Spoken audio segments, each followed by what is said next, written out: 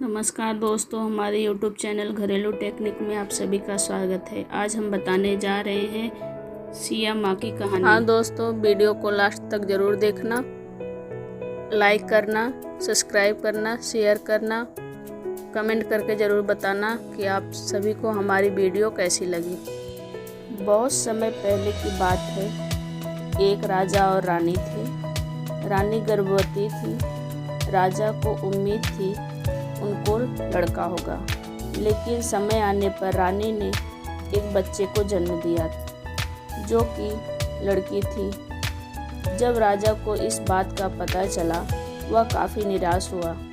उसने उस बच्चे यानी उस लड़की को जंगल में छोड़ने का फैसला किया। उसके बाद राजा अपनी लड़की को जंगल में ले गए। लड़की को जंगल में छोड़कर चले आए।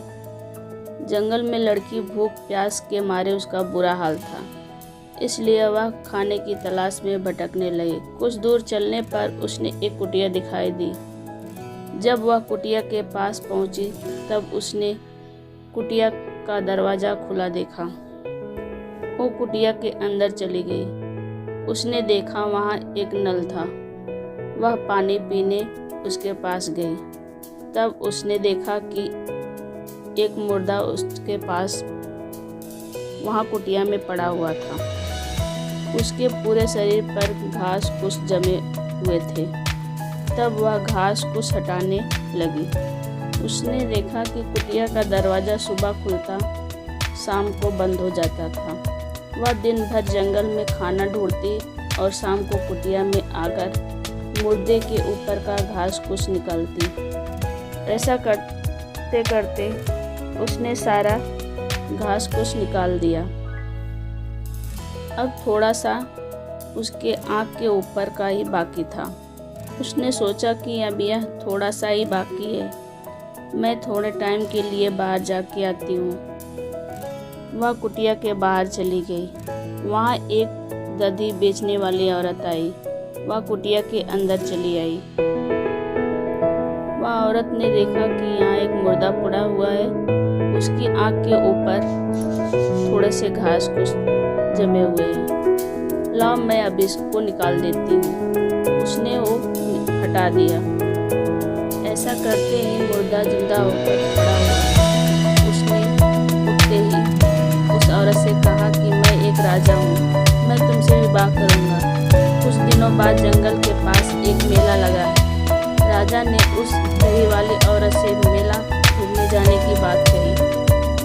तब उस लड़की ने राजा से कहा, मेरे लिए एक तोता लाइएगा। राजा ने ऐसा ही किया।